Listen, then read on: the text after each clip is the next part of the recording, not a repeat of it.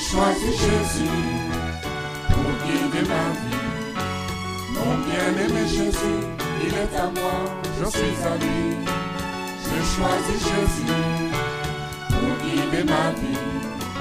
Mon bien-aimé Jésus, il est à moi, je suis à lui. J'ai choisi Jésus pour guider ma vie. Mon bien-aimé Jésus, il est à moi, je suis à lui. J'ai choisi Jésus pour guider ma vie. Mon bien-aimé Jésus, il est à moi, je suis à lui. En marchant dans les chemins, dans les rues, observant tous les passants, chacun suivant sa propre voie, égoïstement, tristement. Mon cœur rempli de tristesse, je me pose tant de questions. Savent-ils qu'un jour ils connaîtront la mort, et qu'après la mort ils feront face au jugement? Moi j'ai choisi Jésus pour guider ma vie. Mon bien-aimé Jésus. Gloire à Dieu. Nous continuons notre série d'études bibliques. Et on s'était arrêté sur 2 Rois chapitre 8. 2 Rois chapitre 8, lorsque Hazaël assassine son maître et devient roi de Syrie. Voilà, donc nous, au verset 14, il est écrit: Hazaël quitta Élisée et retourna vers son maître. Celui-ci demanda: que t'a dit le prophète? Il m'a dit que tu guériras certainement. Répondit Hazaël. Mais le lendemain, Hazaël prit une couverture, la trempa dans l'eau et l'appliqua sur le visage du roi pour l'étouffer. Le roi mourut et Hazaël régna à sa place. Donc nous continuons au verset 16 avant d'attaquer le chapitre 9. La 5e année de Joram, fils d'Akab, roi d'Israël, Joram, fils de Josaphat, roi de Juda, régna. Il avait 32 ans lorsqu'il devint roi, et il régna 8 ans à Jérusalem. Il marcha dans la voie des rois d'Israël, comme avait fait la maison d'Akab, car il avait pour femme une fille d'Akab, et il fit ce qui est mal aux yeux de l'Éternel. Mais l'Éternel ne voulut point détruire Juda, à cause de David, son serviteur, selon la promesse qu'il lui avait faite de lui donner toujours une lampe parmi ses fils. De son temps, Édom se révolta contre l'autorité de Juda et se donna un roi. Joram passa à Tsaïr avec tous ses chars. S'étant levé de nuit, il battit les Édomites qui l'entouraient et les chefs des chars, et le peuple s'enfuit dans ses tentes. La rébellion d'Édom contre l'autorité de Juda a duré jusqu'à ce jour. Libna se révolta aussi dans le même temps. Le reste des actions de Joram et tout ce qu'il a fait, cela n'est-il pas écrit dans le livre des chroniques des rois de Juda? Voilà, donc là on nous dit, finalement on cherchait le roi, quand on lisait les textes d'Élisée, on cherchait qui était le roi, donc il s'agit de Joram. C'est Joram qui était le roi, et il y a un autre Joram, cette fois-ci, fils de Josaphat. Donc le Joram qui était roi d'Israël, donc de la partie de Samarie, c'était le fils d'Akab, et là on nous parle de Joram, roi de Juda, fils de Josaphat, et malheureusement, ce Joram de Juda a épousé une fille d'Akab qui était sous la malédiction. Voilà, et on nous dit, finalement, il a commis les mêmes péchés, donc il se conduisit aussi mal que les rois d'Israël et la famille d'Akab, puisqu'il avait épousé la fille d'Akab. Donc, aujourd'hui, nous allons en parler de toutes ces mauvaises alliances qu'on peut faire, qui peuvent avoir des conséquences néfastes sur nous. Donc on ne fait pas alliance avec n'importe qui. Quand tu fais alliance avec quelqu'un qui est sous la malédiction, tu te lies à cette malédiction-là et tu deviens vulnérable à cette malédiction. Et c'est ainsi que Joram a été influencé par la famille d'Akab. Et là, il y a eu des révoltes et ces révoltes-là ont continué jusqu'à ce jour, comme dit le texte. Nous continuons, verset 25. Joram se coucha avec ses pères, et il fut enterré avec ses pères dans la ville de David. Et Akazia, son fils, régna à sa place. La 12e année de Joram, fils d'Akab, roi d'Israël, Akazia, fils de Joram, roi de Juda, régna. Akazia avait 22 ans lorsqu'il devint roi, et il régna 1 an à Jérusalem. Sa mère s'appelait Athalie, fille d'Omri, roi d'Israël. Il marcha dans la voie de la maison d'Akab, et il fit ce qui est mal aux yeux de l'Éternel, comme la maison d'Akab, car il était allié par mariage à la maison d'Akab. Il alla avec Joram, fils d'Akab, à la guerre contre Hazaël, roi de Syrie, à Ramoth en Galade. Et les Syriens blessèrent Joram. Le roi Joram s'en retourna pour se faire guérir à Jizréel des blessures que les Syriens lui avaient faites à Rama, lorsqu'il se battait contre Hazaël, roi de Syrie. Akazia, fils de Joram, roi de Juda, descendit pour voir Joram, fils d'Akab, à Jizréel, parce qu'il était malade. On peut continuer, oui. Élisée, le prophète, appela l'un des fils des prophètes et lui dit : « Saint-Terrain, prends avec toi cette fiole d'huile et va à Ramoth en Galade. Quand tu y seras arrivé, vois Jéhu, fils de Josaphat, fils de Nimshi. Tu iras le faire lever du milieu de ses frères et tu le conduiras dans une chambre retirée. Tu prendras la fiole d'huile que tu répandras sur sa tête et tu diras : Ainsi parle l'Éternel, je t'oins, roi d'Israël. Puis tu ouvriras la porte et tu t'enfuiras sans t'arrêter. Le jeune homme, serviteur du prophète, partit pour Ramath en Galade. Quand il arriva, voici, les chefs de l'armée étaient assis. Il dit : Chef, j'ai un mot à te dire. Et Jéhu dit : Auquel de nous tous ? Il répondit : À toi, chef. Jéhu se leva et entra dans la maison. Et le jeune homme répandit l'huile sur sa tête en lui disant : Ainsi parle l'Éternel, le Dieu d'Israël. Je t'oins, roi d'Israël, du peuple de l'Éternel. Tu frapperas la maison d'Akab, ton maître, et je vengerai sur Jézabel le sang de mes serviteurs, les prophètes, et le sang de tous les serviteurs de l'Éternel. Toute la maison d'Akab périra. J'exterminerai quiconque appartient à Akab, celui qui est esclave et celui qui est libre en Israël. Et je rendrai la maison d'Akab semblable à la maison de Jéroboam, fils de Nébat, à la maison de Baécha, fils d'Achija. Les chiens mangeront Jézabel dans le champ de Jizréel, et il n'y aura personne pour l'enterrer. Puis le jeune homme ouvrit la porte et s'enfuit. Lorsque Jéhu sortit pour le rejoindre, les serviteurs de son maître, on lui dit : Tout va bien ? Pourquoi ce fou est-il venu vers toi ? Jéhu leur répondit : Vous connaissez bien l'homme et ce qu'il peut dire. Mais ils répliquèrent : Mensonge ! Réponds-nous donc. Et il dit : Il m'a parlé de telle et telle manière, disant : Ainsi parle l'Éternel, je t'oins, roi d'Israël.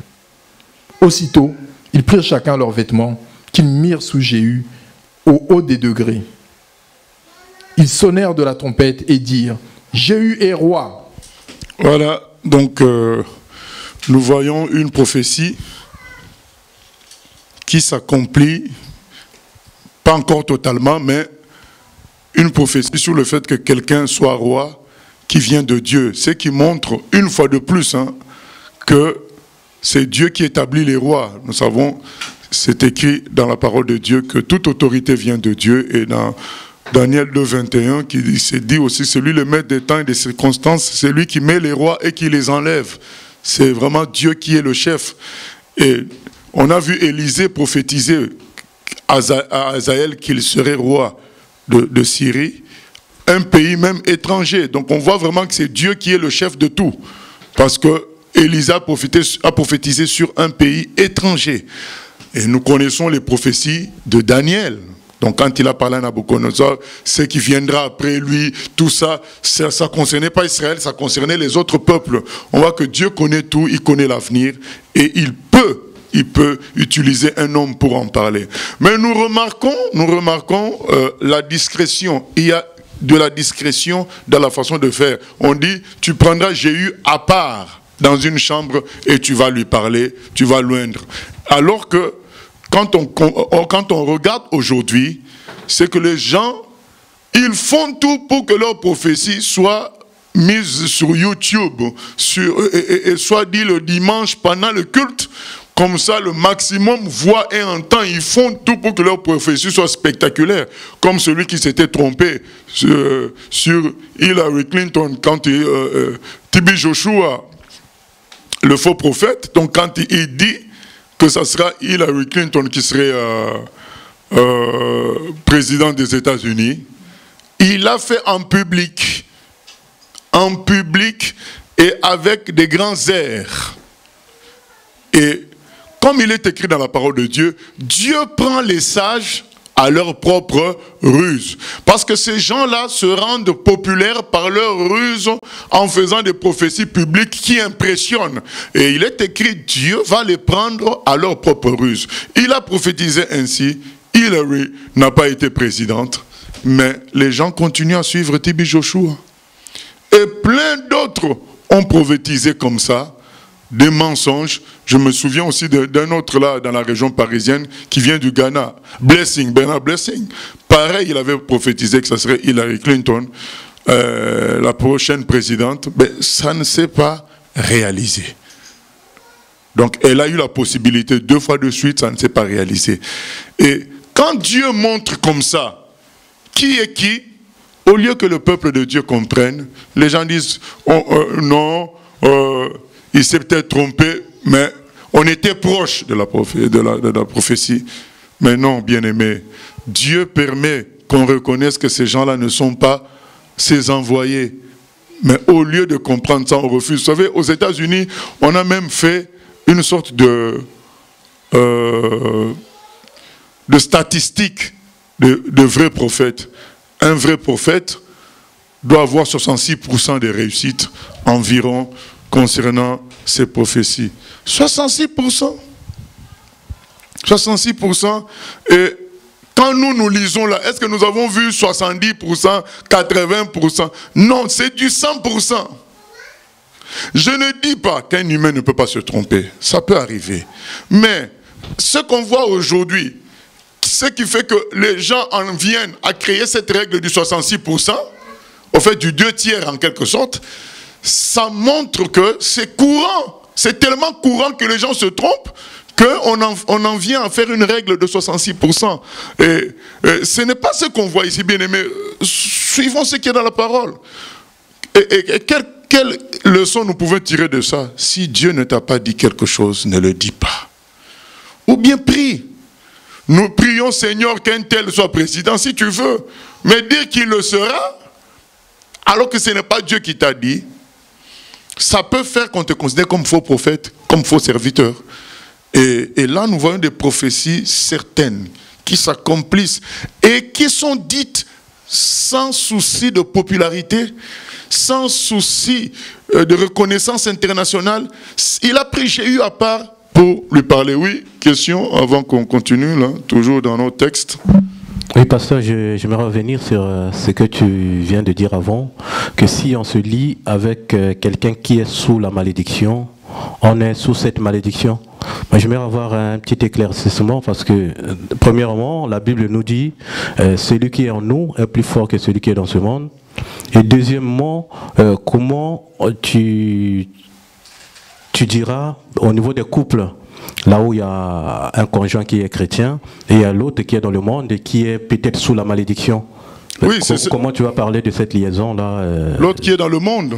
Oui, mais donc celui qui est chrétien, il est sous la malédiction, je ne comprends pas. Non, je n'ai pas dit il est sous la malédiction. Il devient vulnérable à cette malédiction-là. Il en subit les influences. Donc quand on fait de mauvaises alliances, on subit les influences de cela. Parce que on est participant en quelque sorte au fonctionnement de cette mauvaise alliance en soutenant la personne qui est sous l'alliance. Et nous venons de voir qu'à chaque fois qu'on épousait les enfants d'Akab, je voulais même y revenir, les gens qui épousaient la famille d'Akab faisaient les mêmes choses qu'Akab. Donc les mauvaises alliances amènent les gens à faire, comme c'est écrit dans 1 Corinthiens 15, 33, les mauvaises compagnies corrompent les bonnes mœurs. Donc on finit dans les mauvaises alliances par être corrompu et subir la malédiction Donc c'est un danger. Donc maintenant, quand tu parles de couple, donc il faut en prendre conscience. La personne que j'épouse est sous une malédiction. Dans ce cas, quelle est la porte de sortie? Parce que tu peux être aussi la porte de sortie de la malédiction. Donc tu dois en prendre conscience et éviter donc tout ce qui a conduit à cette malédiction et entraîner la personne qui est sous la malédiction à en sortir. Mais faire les choses comme ça sans prendre garde, sans prendre les choses au sérieux, ça amène beaucoup de gens à vivre ces malédictions-là. Et dans 2 Corinthiens 6, 14 aussi, c'est écrit, ne vous mettez pas avec les infidèles sous un joug étranger. Et souvent, quand on fait ces alliances-là, on se met sous un joug étranger. Tous ceux qui font les alliances avec le catholicisme, avec l'islam, tout ça, ils se mettent en général sous un joug étranger. Mais on va voir, ce n'est pas encore fini cette histoire d'alliance. On va voir la suite là, qui va nous montrer que par amitié, par alliance, on l'a vu une fois avec Josaphat. Josaphat est parti en campagne avec Akab, mais quand les ennemis sont venus, ils ont voulu tuer Josaphat en se disant que c'est lui le roi. Josaphat a crié, c'est comme ça qu'il a été sauvé. Mais là, cette fois-ci, nous allons voir qu'Ahazia, lui, ne sera pas sauvé. Il sera tué parce qu'il a été dans une mauvaise alliance. Voilà. Oui.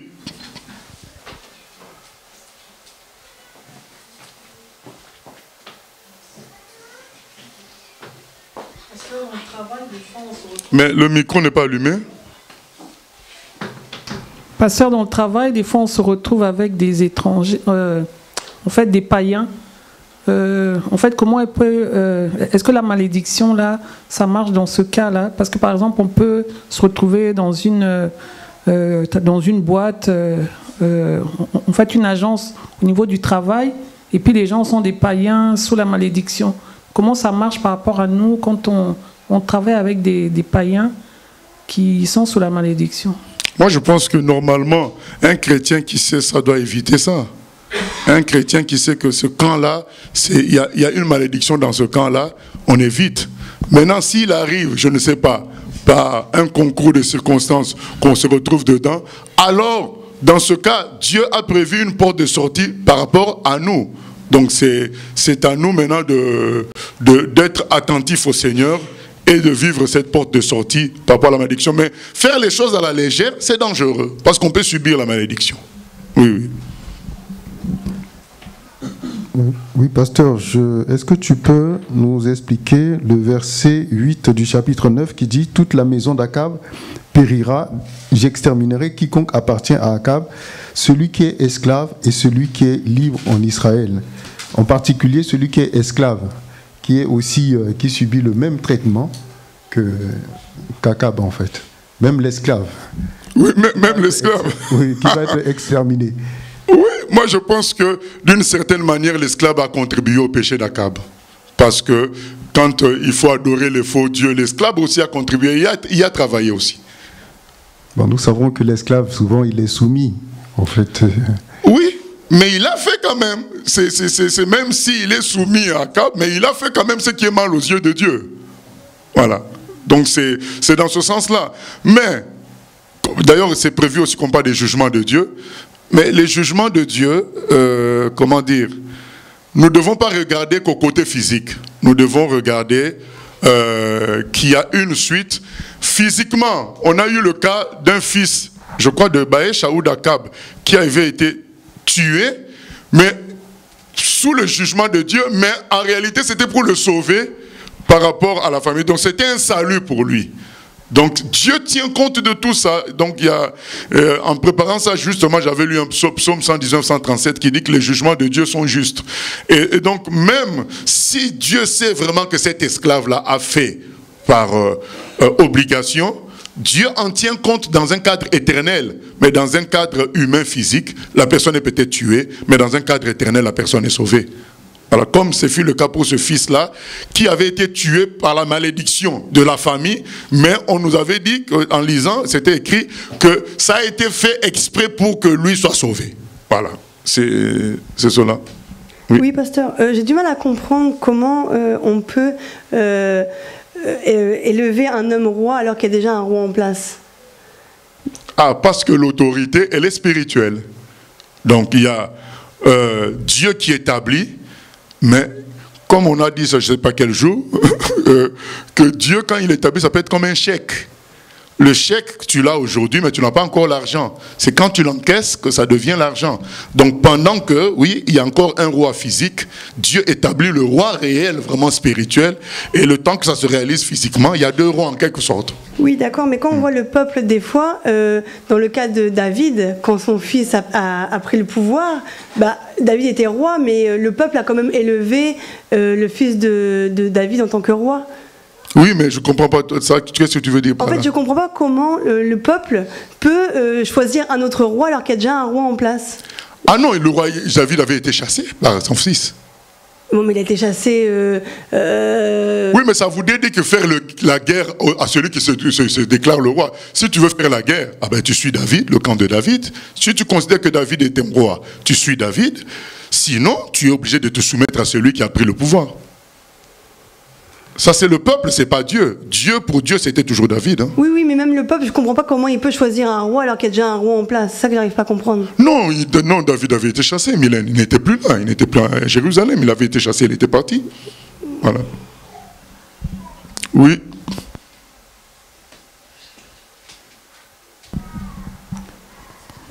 Pasteur, par rapport en fait, ce que tu as dit sur la malédiction, si on prend un couple... un païen et puis l'autre converti. Pourtant, la Bible dit celui qui est non converti, en fait, se sanctifie au travers de l'autre. Dans quelle mesure la malédiction... Non, il ne se sanctifie pas. Il est sanctifié. Ce n'est pas qu'il se sanctifie. Voilà. Mais ça veut dire quoi exactement alors? Non, ça veut dire que... Si tu dis comme ça, ça signifie quoi exactement? Ça veut dire que les liens du mariage font que la personne profite de la sainteté de l'autre. Donc en quelque sorte, un exemple, quand on vient attaquer d'une manière spirituelle la famille, lui aussi est protégé grâce au fait que sa femme ou son mari est dans la sainteté. Donc il est sanctifié dans ce sens, mais ça ne veut pas dire qu'il est sauvé. Ça veut dire juste qu'il bénéficie des avantages des saints. Voilà, donc il est sanctifié dans ce sens-là. Mais voilà, maintenant, on ne dit pas que automatiquement les choses tombent sur nous. On dit tout simplement qu'on devient vulnérable à cela. Si on n'est pas vigilant, on peut même participer aussi à cette malédiction. Parce qu'on fait les mêmes choses que la personne que l'on a épousée. Mais si on ne fait pas les mêmes choses, c'est à nous, comme j'ai dit, de devenir une porte de sortie pour l'autre de sa malédiction. Voilà. Mais c'est une réalité, les mauvaises alliances. Maintenant, là, vous avez parlé du mariage. Mais quand il s'agit de l'œcuménisme, là, je pense qu'il n'y a pas raison à dire « Ah non, mais grâce à moi, les autres vont sortir. » Ah non, parce que là, on se met sous un joug étranger. C'est pas la même chose. Voilà, donc nous continuons. Non, c'est pas fini. On a parlé des jugements du Seigneur. On a parlé de prophétie et on a dit aussi que c'est Dieu qui établissait les rois. Je crois qu'on a dit les 3 points. On va y revenir encore dans la suite. On continue alors. Ainsi, Jéhu, fils de Josaphat, fils de Nimshi, forma une conspiration contre Joram. Or, Joram et tout Israël défendaient Ramoth en Galade contre Hazaël, roi de Syrie. Mais le roi Joram s'en était retourné pour se faire guérir à Jizréel des blessures que les Syriens lui avaient faites lorsqu'il se battait contre Hazaël, roi de Syrie. Jéhu dit : si c'est votre volonté, personne ne s'échappera de la ville pour aller porter la nouvelle à Jizréel. Et Jéhu monta sur son char et partit pour Jizréel, car Joram y était alité, et Akazia, roi de Juda, était descendu pour le visiter. La sentinelle placée sur la tour de Jizréel vit venir la troupe de Jéhu et dit : je vois une troupe. Joram dit : prends un cavalier et envoie-le au-devant d'eux pour demander si c'est la paix. Le cavalier alla au-devant de Jéhu et dit : ainsi parle le roi, est-ce la paix ? Et Jéhu répondit : que t'importe la paix ? passe derrière moi. La sentinelle en donna avis et dit, le messager est allé jusqu'à eux, et il ne revient pas. Joram envoya un second cavalier, qui arriva vers eux et dit, ainsi parle le roi, est-ce la paix? Et Jéhu répondit, que t'importe la paix? Passe derrière moi. La sentinelle en donna avis et dit, il est allé jusqu'à eux, et il ne revient pas. Et le train est comme celui de Jéhu, fils de Nimshi, car il conduit d'une manière insensée. Alors Joram dit, attelle, et en attela son char. Joram, roi d'Israël, et Akazia, roi de Juda, sortirent chacun dans son char pour aller au devant de Jéhu. Et ils le rencontrèrent dans le champ de Naboth de Jizréel. Dès que Joram vit Jéhu, il dit, est-ce la paix, Jéhu? Jéhu répondit, quoi? La paix? Tant que durent les prostitutions de Jézabel, ta mère, et la multitude de ses sortilèges. Joram tourna bride et s'enfuit. Et il dit à Akazia, trahison, Akazia. Mais Jéhu saisit son arc et il frappa Joram entre les épaules. La flèche sortit par le cœur et Joram s'affaissa dans son char. Jéhu dit à son officier Bidkar, prends-le et jette-le dans le champ de Naboth de Jizréel. Car souviens-t'en, lorsque moi et toi, nous étions ensemble à cheval derrière Akab, son père, l'Éternel prononça contre lui cette sentence. J'ai vu hier le sang de Naboth et le sang de ses fils, dit l'Éternel, et je te rendrai la pareille dans ce champ même, dit l'Éternel. Prends-le donc et jette-le dans le champ, selon la parole de l'Éternel. Akazia, roi de Juda, ayant vu cela, s'enfuit par le chemin de la maison du jardin. Jéhu le poursuivit et dit, lui aussi, frappez-le sur le char. Et on le frappa à la montée de Gur, près de Gibléam. Il se réfugia à Megiddo et il y mourut. Ses serviteurs le transportèrent sur un char à Jérusalem et ils l'enterrèrent dans son sépulcre avec ses pères dans la ville de David. Akazia était devenu roi de Juda, la 11e année de Joram, fils d'Akab. Voilà, donc la prophétie s'accomplit. Nous allons lire la prophétie, hein. Peut-être c'est dit plusieurs fois, dans 1 Roi, au chapitre 19.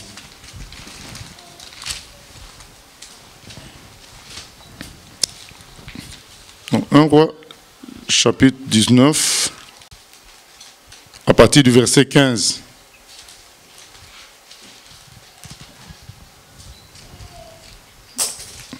Donc c'est Élie qui parle à Akab. Oui, on peut lire. L'Éternel lui dit, va, reprends ton chemin par le désert jusqu'à Damas. Et quand tu seras arrivé, tu oindras Hazaël pour roi de Syrie. Tu oindras aussi Jéhu, fils de Nimshi, pour roi d'Israël. Et tu oindras Élisée, fils de Shaphat, d'Abel-Méhola, pour prophète à ta place. Et il arrivera que celui qui échappera à l'épée de Hazaël, Jéhu le fera mourir. Et celui qui échappera à l'épée de Jéhu, Élisée le fera mourir. Voilà, donc là c'était la prophétie sur l'établissement d'Hazaël, d'Élisée et de Jéhu. Ça s'est accompli, donc là on a fini cette prophétie-là. Donc il y a eu Élisée qui avait été établi, Hazaël et finalement Jéhu. Mais on remarque une chose, que ce n'est pas Élie lui-même qui l'a fait. Hein. Élie n'a établi que qui? Élisée. Et c'est Élisée qui établit Hazaël et Jéhu. Et même Élisée lui-même, ce n'est pas directement pour Jéhu, il envoie quelqu'un, mais c'est quand même Élisée. On se rend compte que une mission, du fait qu'une mission divine n'est pas prisonnière d'un individu. Lorsque un individu ne fait pas la mission assignée par le Seigneur va utiliser quelqu'un d'autre, toujours dans cette ligne-là. Et nous devons prendre conscience de cela, que quand Dieu nous appelle, n'emprisonnons pas le ministère du Seigneur. Le Seigneur peut continuer avec quelqu'un d'autre et ainsi de suite. Lorsque nous sentons que c'est bon pour nous, transmettons la mission à quelqu'un d'autre, ça va aller jusqu'au bout. Dieu est tout puissant pour accomplir ses objectifs. La prophétie du Seigneur s'accomplit toujours, même si c'est par un individu différent, mais c'est quand même le même esprit de départ, c'est l'esprit d'Élie, Élisée, ainsi de suite, qui continue le travail. Ensuite, il y a la prophétie de 1 roi, donc chapitre 22, sur la famille d'Akab.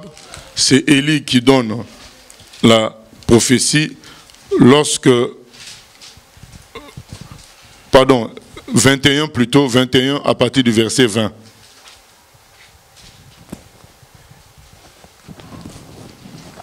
Un roi 21 à partir du verset 20. Akab dit à Élie, « M'as-tu trouvé mon ennemi ?» Et il répondit, « Je t'ai trouvé, parce que tu t'es vendu pour faire ce qui est mal aux yeux de l'Éternel. Voici, je vais faire venir le malheur sur toi. Je te balayerai, j'exterminerai quiconque appartient à Akab, celui qui est esclave et celui qui est libre en Israël. Et je rendrai ta maison semblable à la maison de Jéroboam, fils de Nébat, et à la maison de Baécha, fils d'Achija, parce que tu m'as irrité, que tu as fait pécher Israël. » L'Éternel parle aussi sur Jézabel, et il dit, « Les chiens mangeront Jézabel près du rempart de Jizréel. Celui de la maison d'Akab qui mourra dans la ville sera mangé par les chiens, et celui qui mourra dans les champs sera mangé par les oiseaux du ciel. » Voilà. Donc là, le Seigneur, par Élie, prophétise la destruction de la famille d'Akab, et c'est ce que nous allons voir tout à l'heure. Nous revenons toujours pour dire, les jugements du Seigneur s'accomplissent, s'accompliront toujours. Vous savez, aujourd'hui, on peut se moquer de nous par les païens, par toutes sortes de personnes. Voilà, ils ont l'impression d'être les plus forts.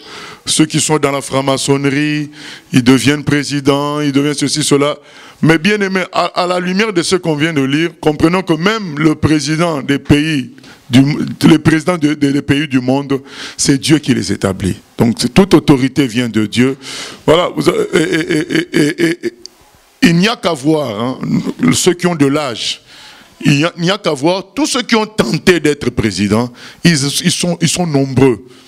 Tous ceux qui ont tenté d'être premier ministre, ils sont nombreux. Mais c'est un qui le devient, on ne sait pas comment. Parfois tous ils font de la magie, tous ils font la même chose, mais c'est un qui le devient. Et bien la Bible nous donne la réponse, c'est Dieu qui les établit. Il établit les rois, il les enlève. C'est lui qui fait ça. Même ce qu'on voit dans le monde, on a vu ces prophéties qui s'accomplissent net. Donc on dit, ça Azaël, et Azaël est devenu roi. Et là, on dit, la famille d'Akab sera détruite, et nous allons voir comment la famille d'Akab sera détruite. On vient de voir Joram, qui est mort dans le champ de Naboth. Ceux qui avaient irrité Dieu, le fait qu'on avait confisqué le champ de Naboth, eh bien, Joram, le fils d'Akab, il meurt dans le champ de Naboth. Et, mauvaise alliance, Akazia, qui n'avait rien à voir, en quelque sorte, parce que lui, il était roi de Juda, mais il était venu voir son beau-frère. Eh bien, c'est ce qu'on a dit, tu peux subir quelque chose qui n'était pas destiné, parce que tu es entré quelque part où il ne fallait pas entrer. Donc il faut faire attention. Je me souviens d'un chrétien, par négligence, il avait accompagné un ami, mais là où ils étaient entrés, en réalité, c'était une maison de féticheurs. C'était un féticheur qui faisait ses pratiques, qui avait des bouteilles, qui avait tout ça, qui donnait des choses. Son ami l'a amené là. Vous savez, parfois on peut entrer quelque part croyant que c'est une maison normale, mais son ami l'a amené là, et son ami venait recevoir quelque chose chez ce féticheur-là. Est-ce qu'il ne lui a pas dit? On ne sait pas, mais lui, il y est entré. En y entrant, sa présence à lui en tant que chrétien a éliminé tous les pouvoirs qu'il y avait dans ces amulettes, les bouteilles, les eaux, les foulards enchantés, tout envoûtés. Puisque en réalité, les pouvoirs qu'il y a dans ces choses, c'est des démons. Et quand lui il entre, ces démons fuient. Du coup, il y a eu comme une sorte mini tremblement de terre dans cette maison spirituelle, tout a perdu son pouvoir. Et le féticheur était dépassé. Mais le problème, c'est que dès qu'ils sont sortis, les démons qui avaient quitté toutes ces choses-là sont entrés dans le chrétien. Donc parce qu'il est entré dans une alliance sans qu'il s'en rende compte. Et vous allez me dire, mais moi je ne connais pas l'histoire à 100%, est-ce qu'il savait ou pas? Mais c'est interdit dans la parole de Dieu d'entrer dans ces maisons-là et surtout accompagner quelqu'un qui va le faire. Vous voyez comment il y a une certaine complicité. Ce n'est pas qu'il est parti réparer l'électricité là-bas, ce n'est pas qu'il est parti à déposer un colis postal. Non. Il est parti accompagner quelqu'un qui faisait ces pratiques-là. Et donc c'est une forme de complicité qui a fait que c'est lui qui a reçu tous ces démons-là. Donc il devait passer par des délivrances. Voilà la réalité. Et là, Akazia, il meurt. Alors que ce n'était pas son problème. Ce n'était pas lui qui était visé. Mais il meurt quand même parce qu'il a continué dans cette alliance-là alors qu'il pouvait en sortir. Voilà. Et finalement, le jugement de Dieu, je disais, ça finit par s'accomplir. Les gens qui se moquent de nous parce qu'ils sont forts, ils ont des Mercedes, ils ont des richesses, on parle et disent, mais oui, ça fait longtemps qu'on parle du jugement dernier. Oui, oui, comme là, ce que nous voyons là, pour Joram, ça pouvait paraître loin. On a prophétisé la destruction des fils d'Akab, mais comment ça veut dire que moi je suis devenu roi? Mais oui, tu es devenu roi, tu es vivant, mais la prophétie, le jugement s'accomplira. Et tous ceux-là, ils se pensent vivants, ils se croient forts, ils se croient avoir atteint les sommets, le jugement les atteindra. Tous.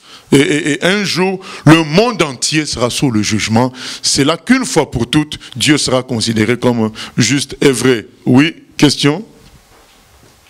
Question Internet. Je n'ai pas compris ce que tu as voulu dire à la sœur Félie. Est-ce que tu dis qu'il faut éviter de travailler avec des païens? 90% des chrétiens qui ont du travail l'exercent avec les païens. Moi, le premier. Est-ce que tu peux préciser cela? Ah non, je n'ai pas dit ça. Je n'ai pas dit qu'il ne fallait pas travailler avec les païens. Sinon, comme l'apôtre Paul dit, il faudrait sortir de ce monde. Au contraire, on doit garder un certain contact avec eux. Mais il y a des païens dont on sait qu'ils sont dans une malédiction claire. Un exemple, dans une usine où on fabrique le tabac, un chrétien n'a pas à travailler dans ça, parce que c'est une usine qui produit la mort. Voilà. Donc c'est des païens dont on sait clairement la malédiction. Donc on ne va pas aller quand même malgré cette connaissance. Voilà. La prudence, le Seigneur nous l'a recommandé en disant d'être prudent comme des serpents. Donc il s'agissait de ces païens dont on sait la malédiction, quoi. Nous continuons. Verset 30, je crois. Jéhu entra dans Jezréel. Jézabel, l'ayant appris, mit du fard à ses yeux, se para la tête et regarda par la fenêtre. Comme Jéhu franchissait la porte, elle dit: Est-ce la paix, nouveau Zimri, assassin de son maître? Il leva le visage vers la fenêtre et dit: Qui est pour moi? Qui? Et 2 ou 3 eunuques le regardèrent et en s'approchant de la fenêtre. Il dit: Jetez-la en bas. Ils la jetèrent et il rejaillit de son sang sur la muraille et sur les chevaux. Jéhu la foula aux pieds. Puis il entra, mangea et but. Et il dit: Allez voir cette maudite et enterrez-la, car elle est fille de roi. Ils allèrent pour l'enterrer. Mais ils ne trouvèrent d'elle que le crâne, les pieds et la paume des mains. Ils retournèrent l'annoncer à Jéhu, qui dit: C'est ce qu'avait déclaré l'Éternel par son serviteur Élie, le Tishbite, en disant: Les chiens mangeront la chair de Jézabel dans le champ de Jezréel, et le cadavre de Jézabel sera comme du fumier sur la face des champs, dans les champs de Jezréel, de sorte qu'on ne pourra dire: c'est Jézabel. Voilà, bien aimé, la prophétie s'accomplit comme les autres s'accompliront. Le jugement dernier d'Apocalypse s'accomplira. Voilà, aujourd'hui, ça donne l'impression que nous, les chrétiens, nous sommes faibles, mais un jour, nous serons justifiés. Un jour, quelqu'un va nous défendre d'une manière claire et nette. Soyons patients et persévérants. Ne soyons pas découragés par le fait que la force du mal prend de l'ampleur. Tout ça est prophétisé, que le mal augmentera. C'est dit. Mais toutefois, c'est dit clairement que notre Seigneur viendra nous délivrer et jugera la terre. Donc soyons fortifiés en voyant de telles prophéties s'accomplir avec une telle précision. Voilà. Et continuons à servir le Seigneur, oui. J'ai une question. Quand on prend conscience d'une malédiction sur des membres de notre famille qui sont païens, nous, en tant que chrétiens, bon, on peut prier pour leur salut, mais qu'est-ce qu'on peut faire? Est-ce qu'on peut faire agir par rapport à cette malédiction? Est-ce que dans la prière, est-ce qu'on peut annuler cette malédiction ou non, en sachant qu'ils sont païens? Moi, je pense que si on est dans une famille où il y a des malédictions comme ça, c'est nous que Dieu veut utiliser pour sortir la famille de la malédiction. On est comme une porte pour la famille. Oui, on doit réclamer que, à cause de la bonté de Dieu, du sang de l'agneau qui a été coulé à la croix, cette malédiction soit annulée. Toi, tu prends la place, comme Christ a pris notre place à la croix, nous on prend la place des autres, comme Daniel quand il priait pour Israël, il a pris la place de tout le monde. Daniel lui-même n'avait pas péché, mais il a parlé de malédiction liée à ses pères, et c'est lui qui a demandé pardon pour ça. Donc on s'identifie à sa famille, et on demande pardon au Seigneur, et on lui demande le changement des autres. Voilà. D'accord. Voilà, il y a un détail qui est là. Jézabel a pris tout ce qui s'était passé, au verset 30. Alors elle se maquilla les paupières et se fit toute belle. Alors moi je me suis demandé, mais en se faisant belle, donc elle pensait quoi? Donc, est-ce que ça peut arrêter une armée saboter à elle? Donc Jéhu vient avec ce soldat, toi tu te fais belle. En réalité, ça nous enseigne une chose, c'est que dans l'arsenal d'action de Jézabel, il y avait la magie, il y avait l'adoration des faux dieux, mais il y avait aussi sa beauté. Ça faisait partie de son arsenal d'action. Donc, et quand elle s'est trouvée face à un danger, donc elle a utilisé les armes, donc elle a l'habitude d'utiliser sa beauté, donc croyant que ça pouvait aussi marcher, on ne sait jamais. Mais là, ça n'a pas marché parce que le monsieur qui était en face, il était oint par Dieu pour régler son compte. Et ça n'a pas marché, mais ailleurs, on a vu que ça a marché. Donc il y a des gens quand ils sont habitués à utiliser quelque chose pour obtenir des choses, et ils vont toujours faire pareil dans toutes les situations qui viennent. Donc ça nous révèle que pour Jézabel, la beauté était une force. Et on avait, lors d'une de nos études bibliques, on avait dit que, on avait décrit l'esprit de Jézabel. On avait dit, voilà, une des forces de l'esprit de Jézabel, c'est utiliser, c'est la beauté d'utiliser l'apparence physique pour obtenir des choses. Et c'est très dangereux. Nous devons faire attention. Notre apparence physique doit glorifier le Seigneur et non pas nous donner une certaine force personnelle. C'est pas bon. On n'est pas contre le fait que quelqu'un s'habille. Voilà, qu'on dise que les gens disent que c'est beau ou c'est. On dit tout simplement dans la personne elle-même, la personne doit glorifier le Seigneur et ne pas considérer son apparence comme une force. C'est très très dangereux. On se souvient, non, le diable, comment il s'est perdu. Il est écrit, il s'est vu beau lui-même. Donc voilà, donc il s'est regardé lui-même. Il s'est regardé, au lieu de regarder au Seigneur, il s'est regardé lui-même. En se regardant, il s'est vu extraordinaire. C'est ça qui a causé sa chute. Donc, à chaque fois que nous considérons notre apparence comme une force, on est en train de chuter comme le diable. Je répète, on n'est pas contre qu'on ait une belle apparence, mais on dit tout simplement que ça ne doit pas être une force. Parce que si ça devient une force, ça va nous faire chuter, et face à des vrais combats, ça ne fera rien du tout. Parce que là, face à un vrai guerrier du Seigneur, le maquillage de Jézabel n'a pas pu le sauver. Certainement que ça l'a sauvé dans plusieurs situations, mais là, ça n'a pas marché. Parce que Jéhu était oint. Et nous aussi, chrétiens, nous devons apprendre à ne pas juger les gens par leur apparence, à ne pas se laisser influencer par l'apparence. Parce que là, si Jéhu regardait qu'à la beauté, il risquait de se faire avoir. Voilà. Donc nous devons pas être influençables par la présentation physique des gens, femmes ou hommes. Nous devons regarder qu'au cœur, c'est ça qui compte. Voilà, parce que si Jéhu avait fait attention à ça, eh bien, au fait, nous on trouve que c'est rien. Mais on trouve que c'est rien parce qu'on lit. Mais on ne connaît pas le nombre d'hommes que Jézabel a maîtrisé par cette apparence-là. Parce que dites-vous qu'elle n'a pas fait ça pour rien. Disons-nous qu'elle n'a pas fait ça pour rien. Elle a fait ça parce que c'est une force pour elle. Ça a déjà marché à plusieurs reprises. Donc là, ça n'a pas marché parce que Jéhu était armé pour ça par l'Éternel. Mais ça a dû marcher ailleurs. Et donc ne prenons pas ça à la légère. Ne prenons pas ça à la légère. Donc c'est...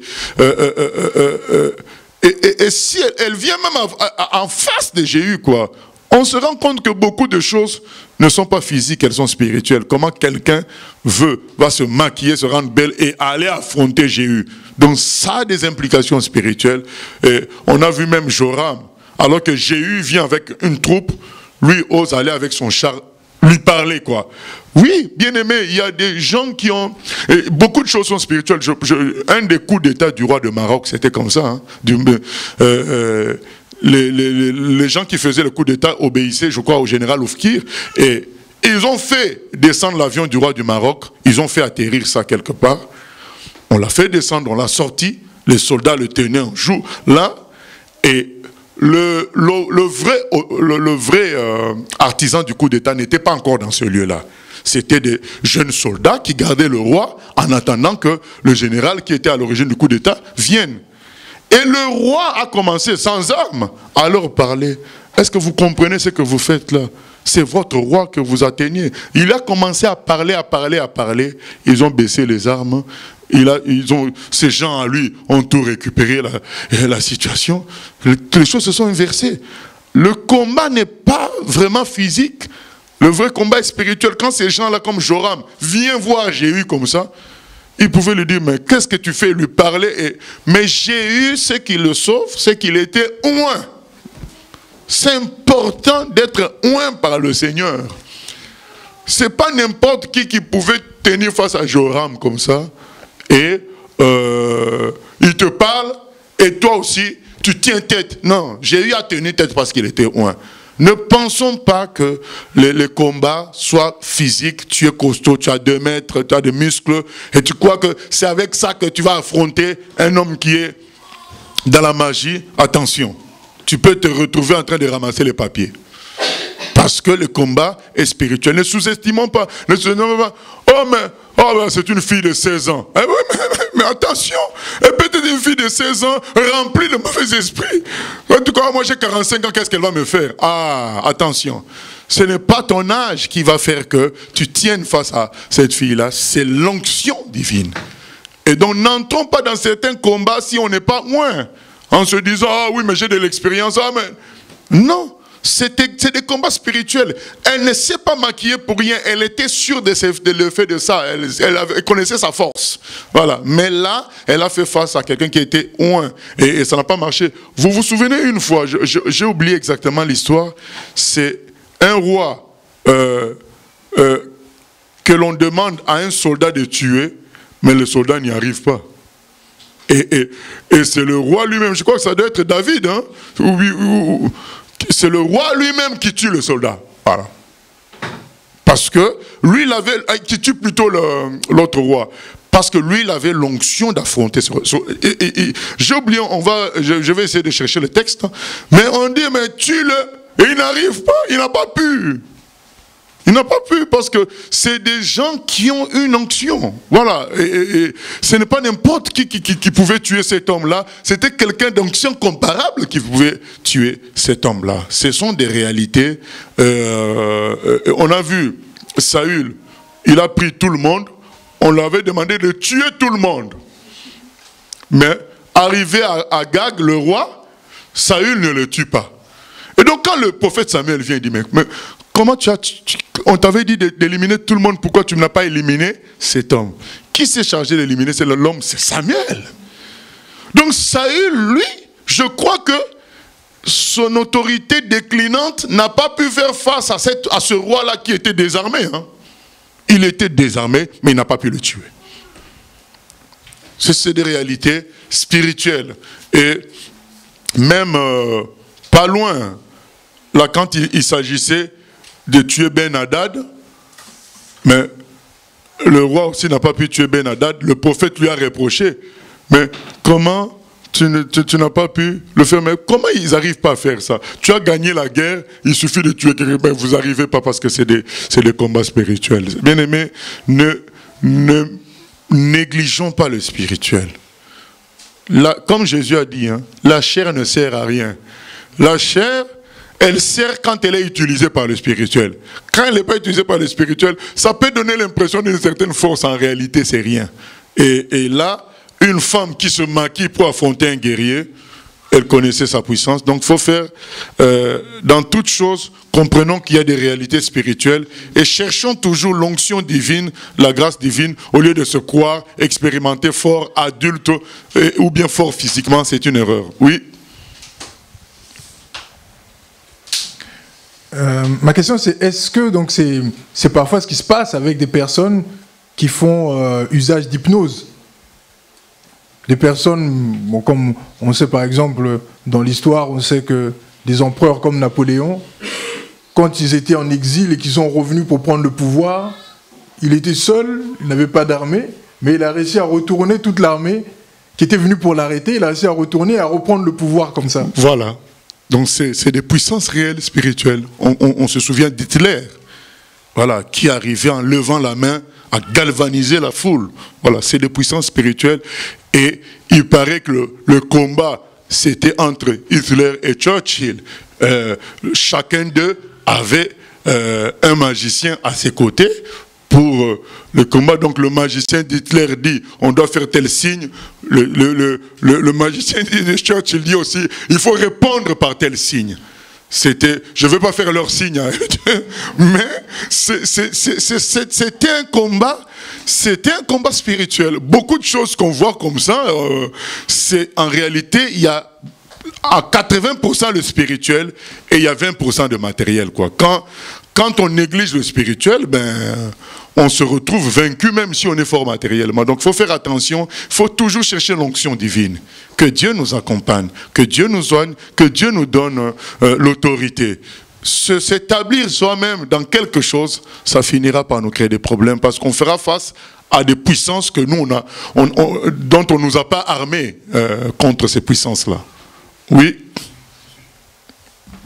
Moi, je voulais demander, est-ce que dans une hiérarchie, ça implique le spirituel forcément? Pardon? Est-ce que dans une hiérarchie, ça implique le spirituel? Dans une organisation, je ne sais pas, par exemple, un employé ne va pas parler de la même manière qu'avec un PDG ou je ne sais pas, est-ce que c'est... Ah oui, puisqu'on dit que c'est Dieu qui établit les autorités, il y a forcément une réalité spirituelle derrière tout ça. Forcément dans... Oui, mais à des niveaux différents. C'est différent lorsque quelqu'un va carrément faire des contrats avec Satan, il a une plus grande puissance. Mais naturellement, une autorité a quelque chose, voilà, de spirituel qui est lié à cette autorité-là, naturellement. Mais ce n'est pas à dose forte comme si quand Dieu ou un maintenant te donne une mission et il y a l'autorité naturelle, oui. Oui.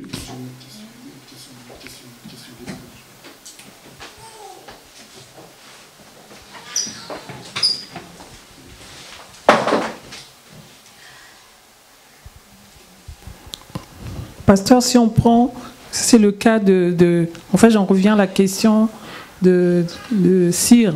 Si on prend le cas en fait, un père et son enfant, on sait que naturellement, c'est l'enfant obéit aux parents. Mais qu'est-ce qui se passe dans la mesure où c'est un enfant aujourd'hui arrive à affronter son père? Je ne sais pas qu'est-ce qui se passe. Donc ça veut dire que le papa a perdu l'autorité. Je ne sais pas qu'est-ce qui se passe, parce que naturellement, en fait, un enfant obéit aux parents. Oui, naturellement, voilà. Mais ça doit être entretenu. Quand ce n'est pas entretenu, ça peut casser par le fait que l'autre s'élève aussi dans son autorité. Ah, il faut que ce soit en fait entretenu. Entretenu. Voilà. Quand ce n'est pas entretenu, l'autre aussi a une autorité personnelle qui grandit avec ça.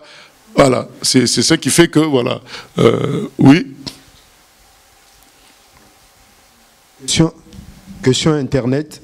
J'ai des aînés et des sœurs qui ne craignent pas Dieu.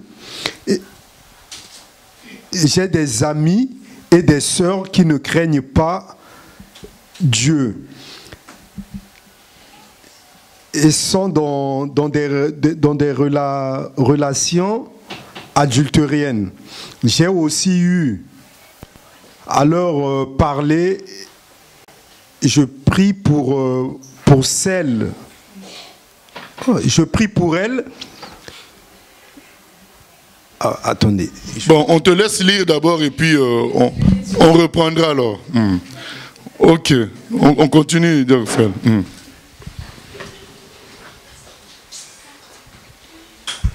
Donc là, Jézabel est mangée. Donc, nous sommes dans 2 Rois, chapitre 10. Il y avait dans Samarie 70 fils d'Akab. Jéhu écrivit des lettres qu'il envoya à Samarie aux chefs de Jizréel, aux anciens et aux gouverneurs des enfants d'Akab. Il y était dit: maintenant, quand cette lettre vous sera parvenue, puisque vous avez avec vous les fils de votre maître, avec vous les chars et les chevaux, une ville forte et les armes, voyez lequel des fils de votre maître est le meilleur et convient le mieux. Mettez-le sur le trône de son père et combattez pour la maison de votre maître. Ils eurent une très grande peur et ils dirent: voici, 2 rois n'ont pu lui résister. Comment résisterions-nous? Et le chef de la maison, le chef de la ville, les anciens et les gouverneurs des enfants envoyèrent dire à Jéhu: nous sommes tes serviteurs et nous ferons tout ce que tu nous diras. Nous n'établirons personne roi. Fais ce qui te semble bon. Jéhu leur écrivit une seconde lettre où il était dit: si vous êtes à moi et si vous obéissez à ma voix, prenez les têtes de ces hommes, fils de votre maître, et venez auprès de moi demain à 7 heures à Jizréel. Or, les 70 fils du roi étaient chez les grands de la ville qui les élevaient. Quand la lettre leur fut parvenue, ils prirent les fils du roi et ils égorgèrent ces 70 hommes. Puis ils mirent leurs têtes dans des corbeilles et les envoyèrent à Jéhu, à Jizréel. Le messager vint l'en informer en disant: ils ont apporté les têtes des fils du roi. Et il dit: mettez-les en 2 tas à l'entrée de la porte jusqu'au matin. Le matin, il sortit et se présentant à tout le peuple, il dit: vous êtes justes. Voici, moi, j'ai conspiré contre mon maître et je l'ai tué. Mais qui a frappé tout ceci? Sachez donc qu'il ne tombera rien à terre de la parole de l'Éternel, de la parole que l'Éternel a prononcée contre la maison d'Akab. L'Éternel accomplit ce qu'il a déclaré par son serviteur Élie. Et Jéhu frappa tous ceux qui restaient de la maison d'Akab à Jizréel, tous ses grands, ses familiers et ses ministres, sans en laisser échapper un seul. Puis il se leva et partit pour aller à Samarie. Arrivé à une maison de réunion des bergers, sur le chemin, Jéhu trouva les frères d'Akazia, roi de Juda, et il dit: qui êtes-vous? Ils répondirent: nous sommes les frères d'Akazia, et nous descendons pour saluer les fils du roi et les fils de la reine. Jéhu dit: saisissez les vivants. Et ils les saisirent vivants et les égorgèrent, au nombre de 42, à la citerne de la maison de réunion. Jéhu n'en laissa échapper aucun. Étant parti de là, il rencontra Jonadab, fils de Récab, qui venait au-devant de lui. Il le salua et lui dit, « Ton cœur est-il sincère, comme mon cœur l'est envers le tien ?» Et Jonadab répondit, « Il l'est. » « S'il l'est, répliqua Jéhu, « donne-moi ta main. » Jonadab lui donna la main. Et Jéhu le fit monter auprès de lui dans son char. Et dit, « Viens avec moi, et tu verras mon zèle pour l'Éternel. » Il l'emmena ainsi dans son char. Lorsque Jéhu fut arrivé à Samarie, il frappa tous ceux qui restaient d'Akab à Samarie, et il les détruisit entièrement, selon la parole que l'Éternel avait dite à Élie. Voilà. Donc, Jéhu accomplit la prophétie d'Akab qu'il va, donc, d'Élie plutôt, de la compagnie d'Élie, qu'il va éliminer, Dieu va éliminer toute la famille d'Akab et bon, ses proches et consorts, et ça s'accomplit par Jéhu, et on est toujours, c'est Élie qui parle, mais c'est Jéhu qui accomplit. Donc comprenons le système de Dieu, ça peut se passer ainsi, mais toujours est-il que la parole de Dieu finit par s'accomplir. Mais il est question là d'un certain Jonadab, qui vient comme un cheveu dans la soupe. Hein. Donc, je crois qu'on a déjà parlé de lui, mais c'est pas grave, on écoute la question le temps que je trouve là où on a parlé de lui. Donc on revient, les questions internet. Hein. J'ai des amis et des sœurs qui ne craignent pas Dieu et sont dans les relations adultérines. J'ai aussi eu à leur parler et je prie pour elles. Elles refusent de quitter cette vie. Sommes-nous aussi dans le péché?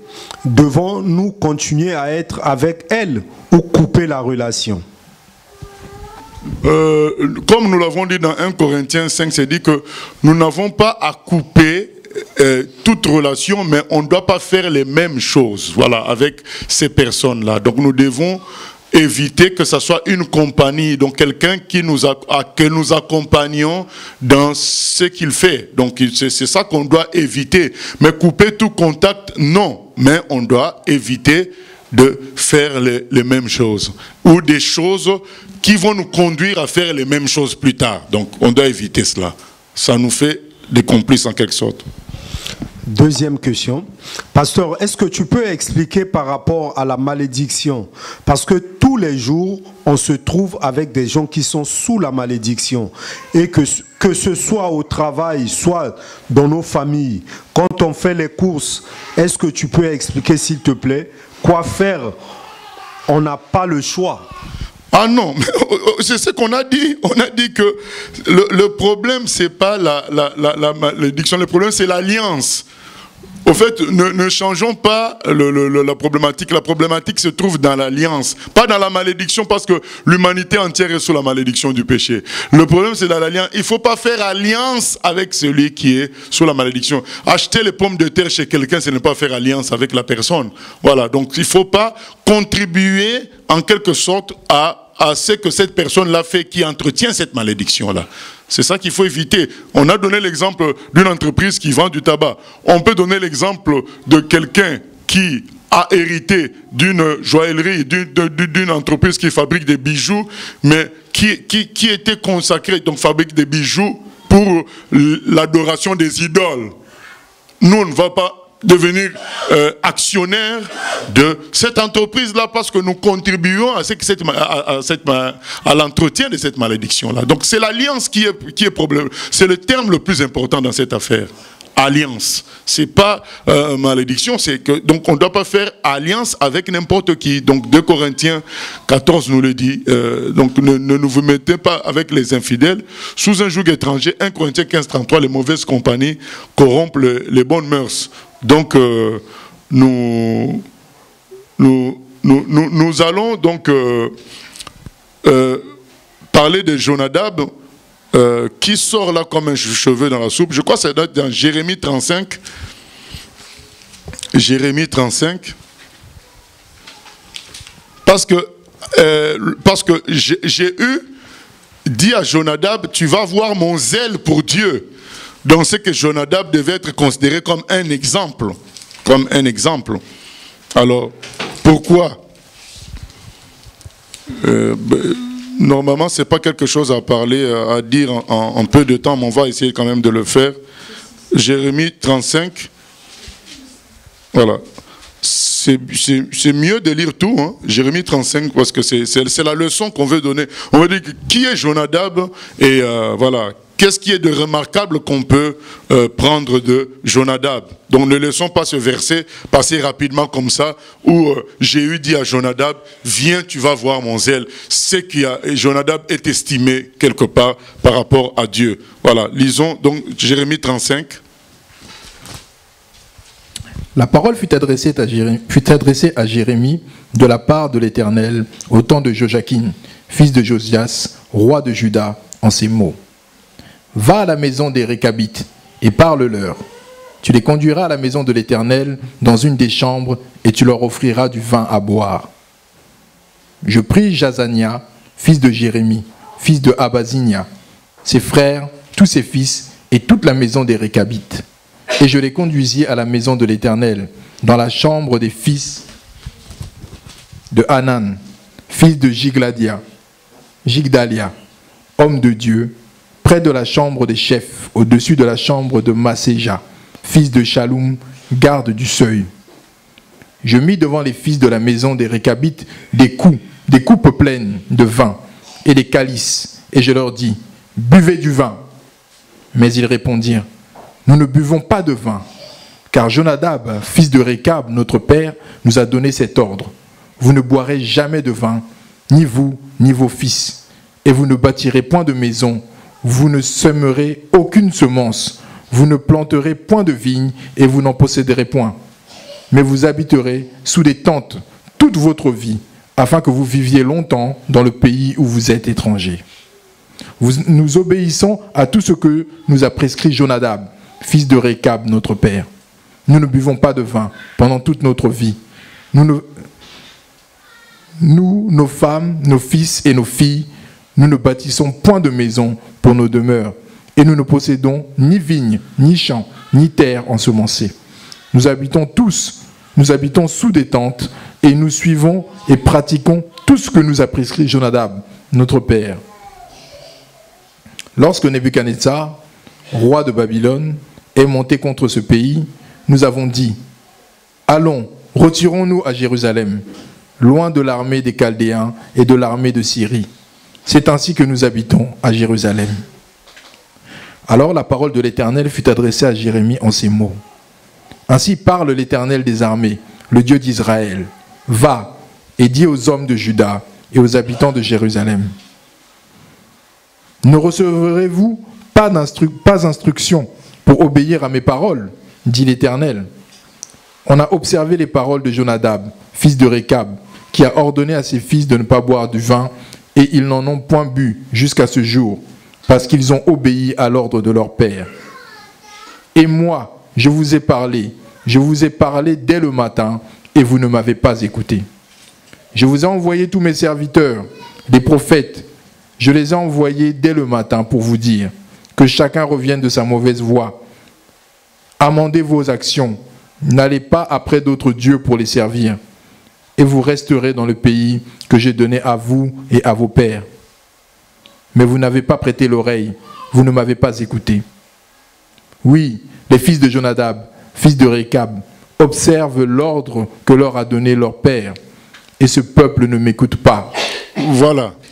Au fait, Jonadab avait poussé sa spiritualité au niveau de dire à ses descendants de ne pas bâtir, de vivre sous les tentes, dans le cadre d'être très proche de Dieu et de ne pas prendre d'alcool.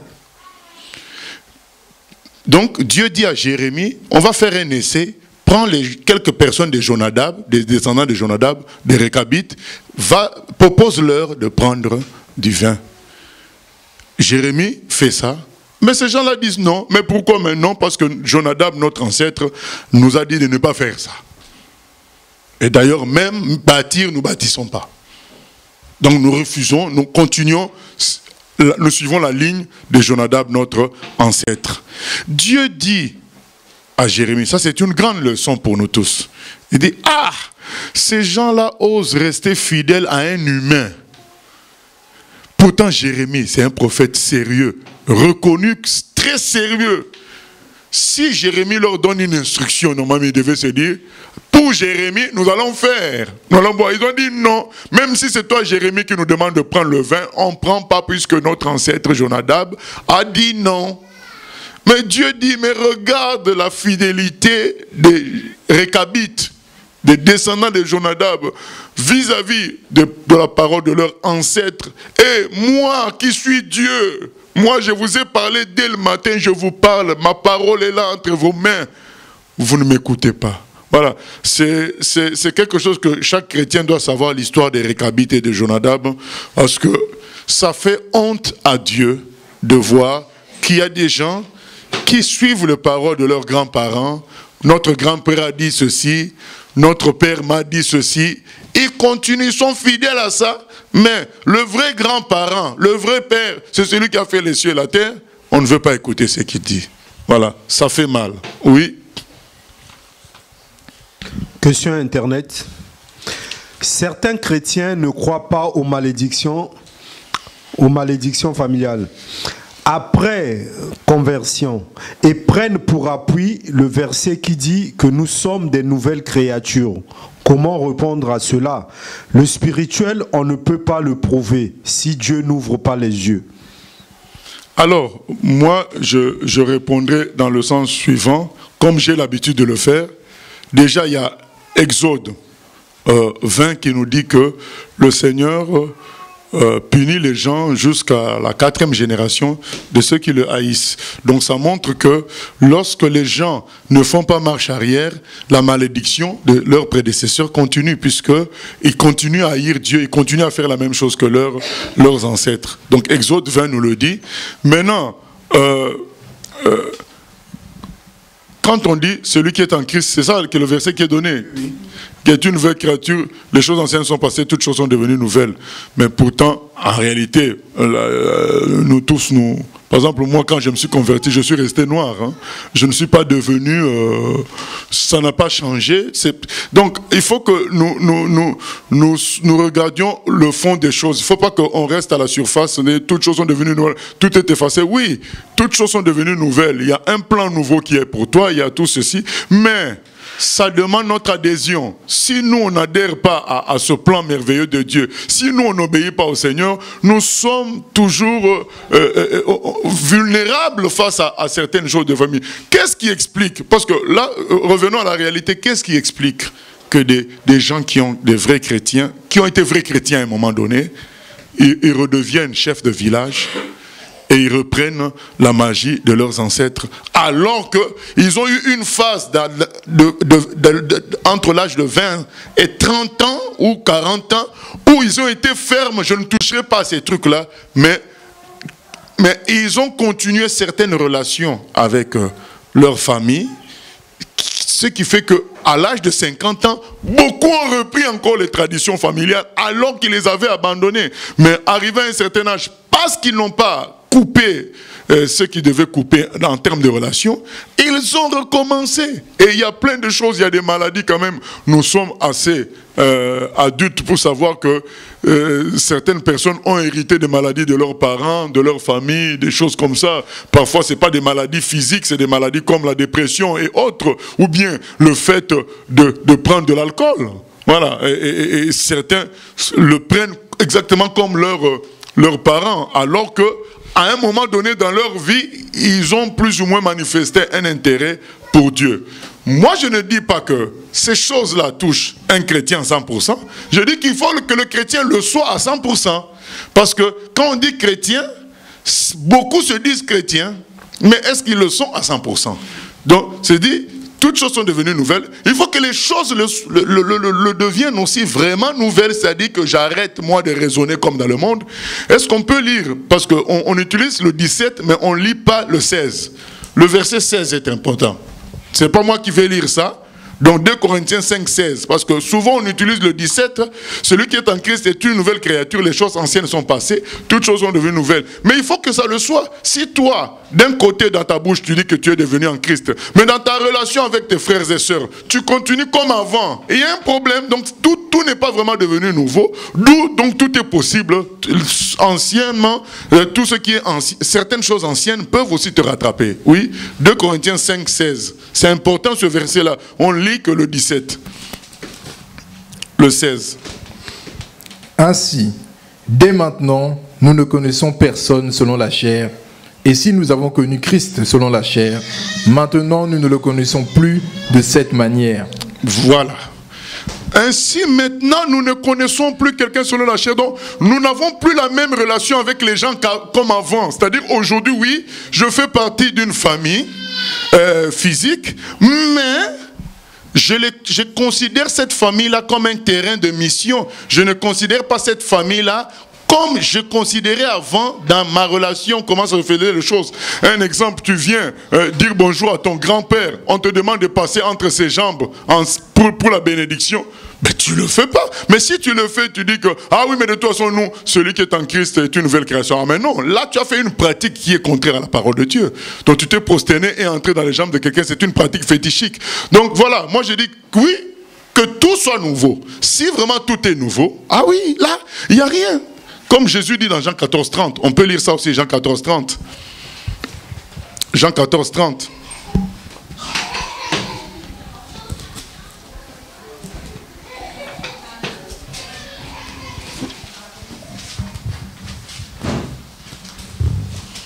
Jean 14, 30. Je ne parlerai plus guère avec vous, car le prince de ce monde vient, et il n'a rien en moi. Voilà. Jésus dit, il n'a rien en moi. Donc, pourquoi Jésus ne craint pas le prince de ce monde? Parce qu'il n'a rien en lui. Ce n'est pas tout simplement parce qu'il est Jésus, mais parce que le prince de ce monde n'a rien en lui. Mais s'il a quelque chose de lui en toi, donc si tu es parti chez vous et que tu es revenu avec un vêtement qui avait été oint d'une manière magique, mais tu prends ça par politesse et tu mets ça, mais le diable a quelque chose de lui chez toi. Je me souviens d'un pasteur dans, je crois en Allemagne ou dans un pays européen, qui avait des statues dans sa maison. Et un chrétien est venu lui dire, une chrétienne plutôt, le Seigneur m'a révélé que ces statues-là sont une source de malédiction pour toi et pour l'Église. C'est ce qui fait qu'on a des problèmes. Mais le pasteur a douté, il n'a pas voulu écouter, et le problème ne faisait que s'amplifier.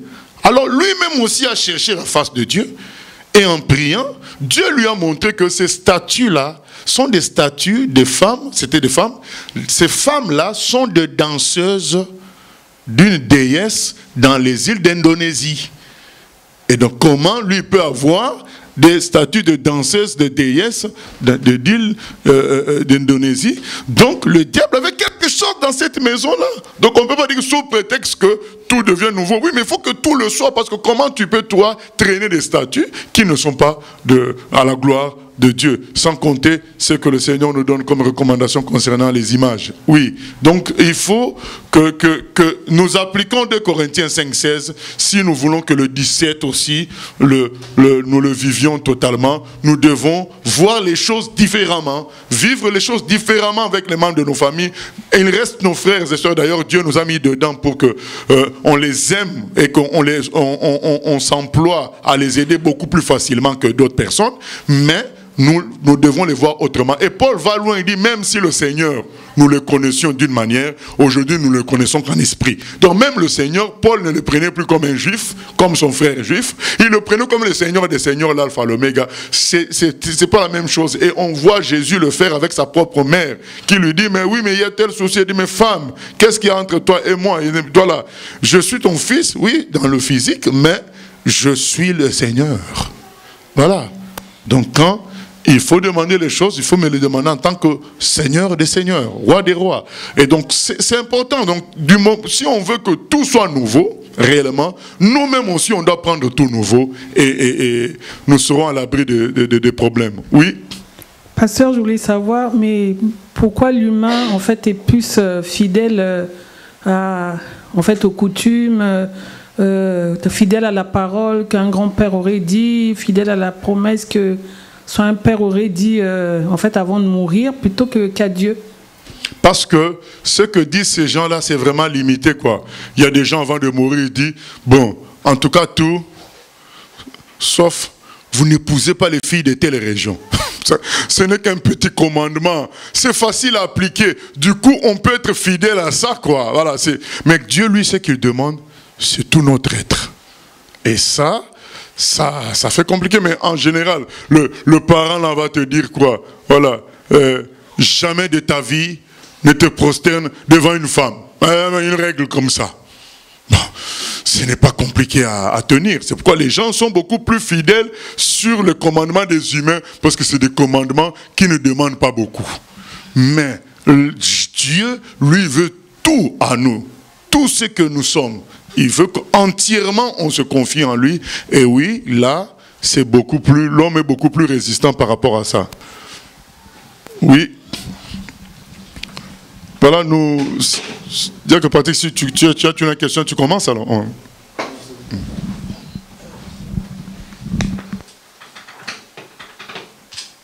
Oui, pasteur, vu que là on parle de la malédiction, j'ai peut-être deux questions.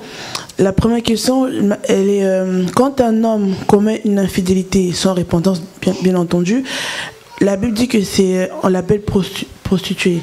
Donc, ah bon? Oui, c'est une prostituée, non? C'est la prostitution, non? Oui, mais il faut que tu aies le passage en même temps pour nous faciliter la tâche. Ah oui, voilà, ben on te laisse chercher et non, puis vas-y. Je vous pose comme ma question. Quand un homme commet une infidélité, donc il se met sur une sorte de malédiction. Enfin, le tout péché nous met sous la malédiction. Tout péché. Ok. Maintenant, quand la famille de ce monsieur est proche de la maîtresse, est-ce que les frères ou les sœurs aussi se mettent aussi sous cette malédiction vu qu'ils sont proches Bien sûr. Quand quelqu'un a une maîtresse, c'est que vous encouragez ça. Voilà. Vous mettez sous la... Vous liez à ça aussi. D'accord. C'est pourquoi un chrétien ne peut pas encourager ça. Si tu as un frère ou une sœur qui a quelqu'un comme ça en plus, tu n'as pas encouragé ça. Ok, gloire à Dieu. Et maintenant, si par exemple, ce frère ou la sœur a un enfant avec la personne dehors, la famille doit-elle aller voir l'enfant chez la maman de son enfant ou attendre que l'enfant... Parce que quand tu dis la famille, moi je ne veux pas parler par rapport aux païens. Moi, pose-moi la question, c'est que c'est un chrétien. Un chrétien peut aller de la famille de la maman pour aller voir l'enfant ou attendre que l'enfant vienne dans la famille pour voir l'enfant. En tout cas, là, je dis que le chrétien ne doit rien faire qui semble un encouragement à de tels actes.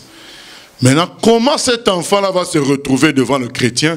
Ça, Dieu seul le sait, mais le chrétien, ce qu'il doit retenir, c'est que je ne dois pas faire un acte qui donne l'impression que j'approuve l'infidélité. Voilà. Donc, nous, ça nous est arrivé, des cas comme ça, on apprenait qu'il a mis au monde, on n'est pas parti visiter, on n'a rien fait, voilà. On ne dit même pas félicitations, on ne dit rien, parce qu'on ne veut rien faire qui donne l'impression qu'on approuve un tel acte. Okay. Voilà. Et quand quelqu'un qui se dit... Maintenant, ça ne veut pas dire que jamais nous dirons bonjour à cet enfant-là, ou bien... Non, ça c'est le Dieu qui conduira ça. Mais dans un premier temps, nous refusons tout acte qui donnerait l'impression qu'on approuve ça. D'accord. Et c'est quand quelqu'un qui est pasteur ou apôtre arrive à recevoir cette maîtresse dans sa maison, parce qu'il y a un enfant. Mais c'est la même chose, non? J'ai déjà dit que c'est déjà mauvais pour un chrétien normal. C'est encore pire pour un pasteur, non? Comment tu me poses encore la question? Je pose quand même. Ok. D'accord. Nous continuons.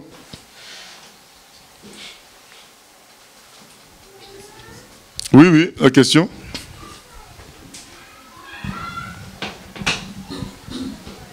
Je voulais revenir par rapport à ce que tu disais par rapport aux alliances et tout, etc. Souvent, on voit dans les équipes de foot, il y a des équipes qui s'appellent les Diables Rouges, etc. Et du coup, pour un chrétien, enfin, avoir un maillot de cette équipe, supporter cette équipe, c'est pas possible. Un maillot de Diable Rouge. Oui, voilà, enfin, ils ont souvent des termes comme ça et... Oui, c'est pas bon. C'est pas bon. Enfin, je sais pas comment t'expliquer. Même supporter cette équipe ou je sais pas, ou même par le nom. En tout cas, ça peut être une équipe nationale. Donc alors qu'est-ce qu'on entend par supporter aussi, hein? Oui, voilà exactement. Je pense que, voilà, peut-être quand il y a un match, il y a un choix à faire, tu choisis telle équipe que tu veux voir gagner plus que l'autre. Bon, moi je pense que oui, on doit éviter de s'associer à des équipes qui sont des Diables Rouges, des Diables Noirs, des machins comme ça. Mais du coup, avoir un maillot de cette équipe, est-ce que ça donne un accès au diable, comme tu disais tout à l'heure? Si c'est écrit Diable Rouge ou Diable Noir, c'est pas bon.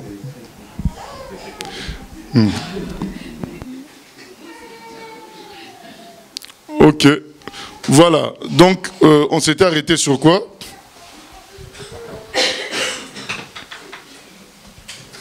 Verset 18.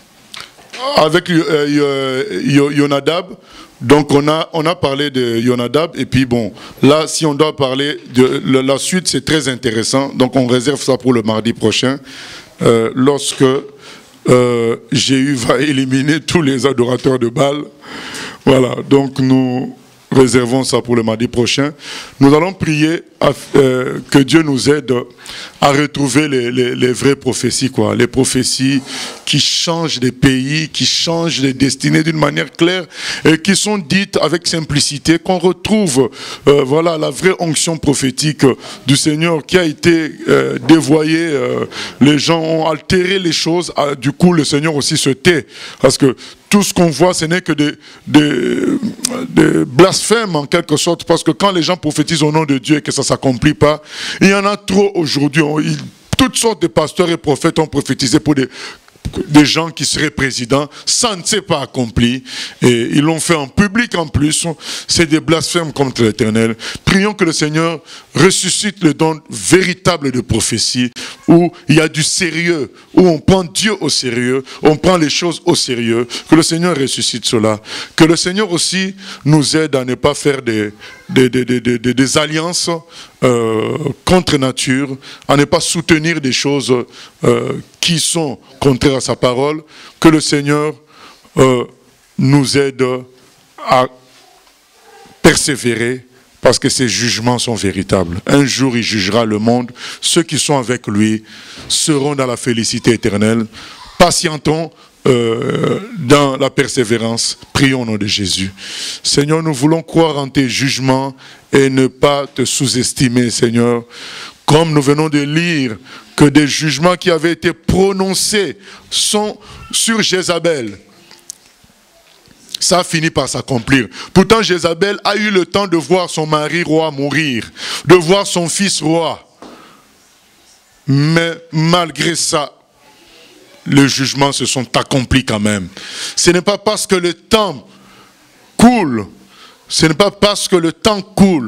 que le jugement est effacé ou tu ne vas pas agir. Seigneur, aide-nous à persévérer dans la vérité. Car un jour, nous verrons tes jugements et nous serons consolés. Ça nous rappelle les gens d'Apocalypse qui disent, Seigneur, quand est-ce que tu vengeras le sang de tes élus, Seigneur? Quand? Seigneur, nous savons que nous avons hâte que tout cela finisse. Mais Seigneur, tu as ton temps à toi, Seigneur. Comme les gens qui connaissaient Jézabel à l'époque devaient se dire, oh, mais Élie avait dit telle chose, mais la voilà toute belle qui se pavane à gauche, à droite. Mais oui, un jour, ce qu'avait dit Élie s'est accompli. Alors nous voulons prendre au sérieux tout le reste des jugements et quitter le péché, Seigneur. Prendre au sérieux tous les jugements et arrêter avec les petites colères qu'on croit être normales, Seigneur. Arrêter avec ce qu'on pense être des petits péchés. Que nous soyons à 100% avec toi, Seigneur. Nous prions aussi que tu ressuscites, Seigneur, les dons des prophéties véritables qui font avancer les choses. Les prophéties qui changent des pays, les prophéties qui changent des vies, comme la vie de Jéhu a changé par la prophétie, Seigneur. Comme la vie d'Élisée a changé, Seigneur. Nous voulons le retour de la vraie onction prophétique qui est discrète, qui n'est pas d'ordre à faire de publicité. La publicité, Seigneur, manifeste-toi, que nous soyons simples. Et Seigneur, si ce n'est pas toi qui as dit, si c'est nous qui avons senti, même si ça peut être vrai notre sensation, qu'on soit aussi simple dans la façon d'exprimer cette sensation, qu'on ne dise pas « ainsi dit l'Éternel, Seigneur ». Aide-nous dans le nom de Jésus, Seigneur, à ne pas faire de mauvaises alliances, à nous tenir à l'écart de mauvaises alliances et à connaître les gens en esprit, selon la parole, comme c'est écrit dans 2 Corinthiens 5,16, afin que tout soit nouveau en nous, conformément à 2 Corinthiens 5,17, que nous puissions épouser la vie chrétienne à 100% si nous voulons vivre le nouveau dans tout, Seigneur. À toi la gloire, la louange, au siècle des siècles, au nom de Jésus. Amen.